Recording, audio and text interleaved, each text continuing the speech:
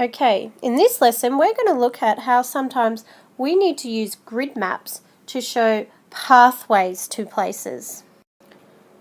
So today I have a bit of a problem-solving challenge for you, and I'm going to demonstrate how to do it, and then you're going to have a go at doing it as well. So here up the top in the orange is our task for today, and it reads, an explorer has to find her way through a maze with obstacle.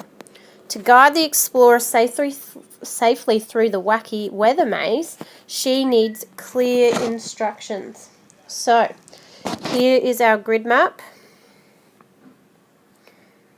And we can see there's even spacing. Now, to make this a really good grid map, we could make sure that we also label the coordinates. So I'm going to quickly label the coordinates down the bottom. X-axis first, A, B, C, D, E, F, G, and I will do the Y coordinates as well. I'll do them in numbers 1, 2, 3, 4, 5, 6, and 7. Now, over here we have a bit of a scale. It tells us that 1 square is 1 step through the maze. And we have a key with some symbol pictures. Obviously there's lightning bolts, there's some ice fields in this maze, there's the scorching sun, and there's the colossal clouds. We don't want to run into any of those things while we're going through our maze. Over here in green you can see the start point, which is A4, and over here we have our finish point, which is G4.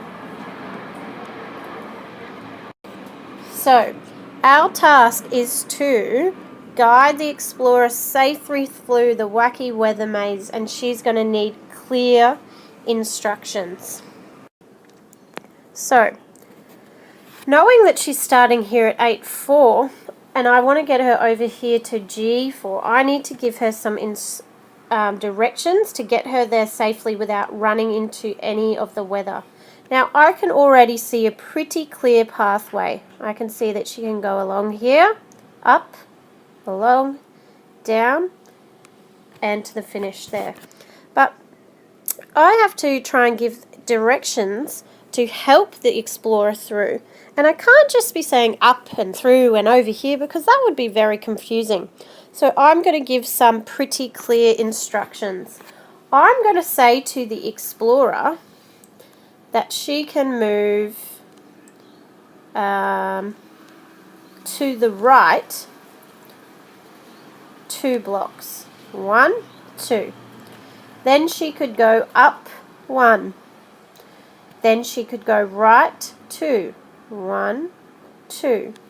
She needs to go down 1 and then right another 2. 1, 2. That would help her get to the finish line.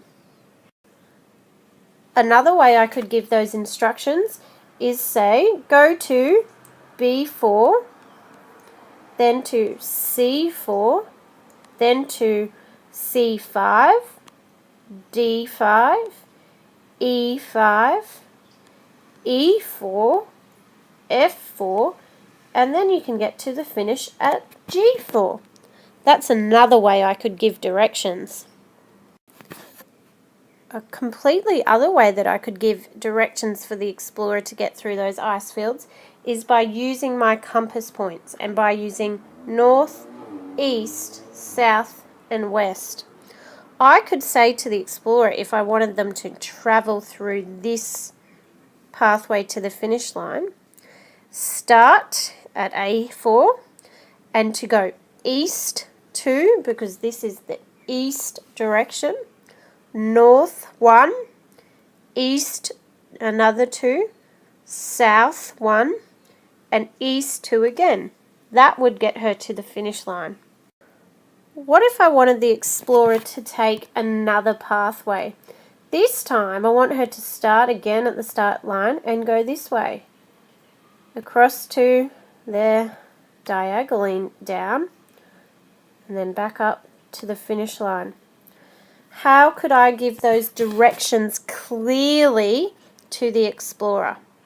Well, I could say of course, to go east 2, south 1.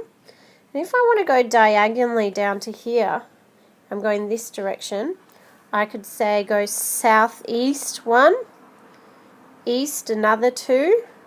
Now I'm going up in this diagonal direction, which is northeast 1 and north 1 more to be at the finish line. Alright, now it's your turn to go to the learning wave and see if you can problem solve some pathways on a grid map just like this one. Give it your best go and good luck.